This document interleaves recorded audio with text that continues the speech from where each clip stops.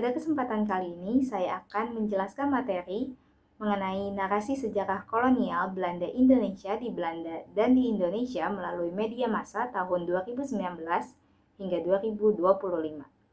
Sebelumnya, perkenalkan saya Gantari Asti Latifah dari kelas Hubungan Indonesia Belanda B, kelas AB. Kalau begitu, mari kita lanjut ke pembahasannya. Terdapat 3 pertanyaan penelitian dalam makalah ini, yaitu yang pertama, bagaimana narasi sejarah kolonialisme di Indonesia dan di Belanda dibawakan melalui media massa pada tahun 2019 hingga 2025.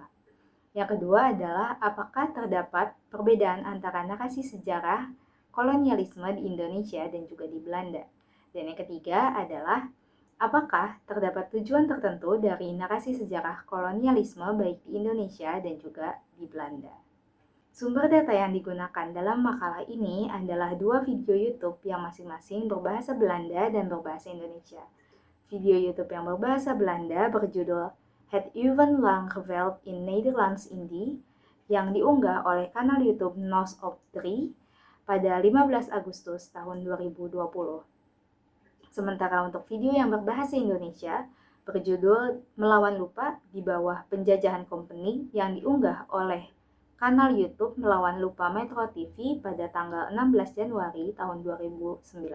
Masing-masing video tersebut ditemukan menggunakan kata kunci yang mirip, yaitu untuk yang berbahasa Belanda adalah Nederlands Indonesia Geschiedenis, sementara untuk yang berbahasa Indonesia Sejarah Indonesia Belanda.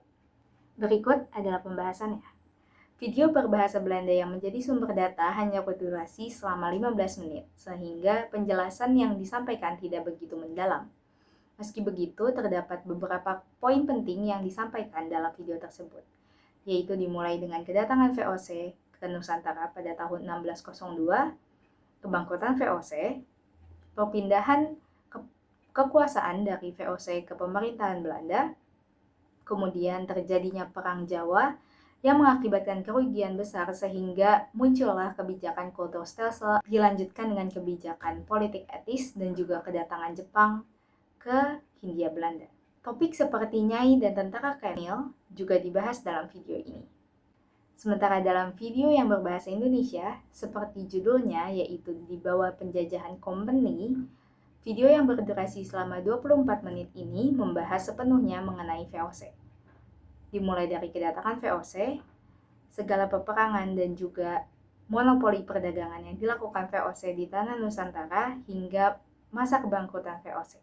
Melalui hal ini kita dapat melihat jelas bahwa narasi sejarah di Belanda dan juga di Indonesia mengenai sejarah kolonialisme Belanda Indonesia sangat berbeda.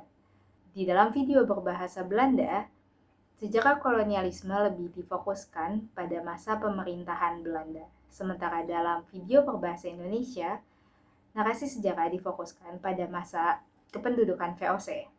Hal ini, seperti yang dijelaskan juga dalam video berbahasa Indonesia, dikarenakan VOC memiliki hak oktroy, hak yang memberikan wewenang untuk memiliki kekuatan militer sendiri hingga mengeluarkan mata uang, membuat VOC seringkali dilihat sebagai negara Belanda dan bukannya konsi dagang swasta. Karena itu, dalam narasi sejarah kolonialisme Belanda Indonesia di Indonesia, masa kedatangan VOC sudah menjadi bagian dari masa kolonialisme Belanda di Nusantara. Sementara dikarenakan VOC merupakan sebuah kongsi dagang, narasi sejarah kolonialisme Belanda Indonesia di pihak Belanda difokuskan pada masa kepemimpinan pemerintah Belanda di Hindia Belanda. Hal ini dikarenakan identitas nasional dari kedua negara tersebut. Perbedaan narasi sejarah dapat terjadi karena terkait dengan identitas nasional sebuah negara.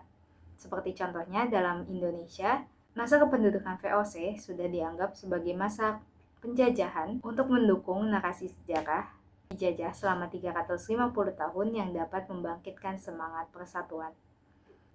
Sementara VOC dilihat sebagai kongsi dagang yang terpisah dari negara Belanda sehingga tidak menjadi bagian dari identitas nasional masyarakat Belanda. Sekiranya segitu saja yang dapat saya sampaikan dalam video singkat ini. Terima kasih. Sampai bertemu kembali.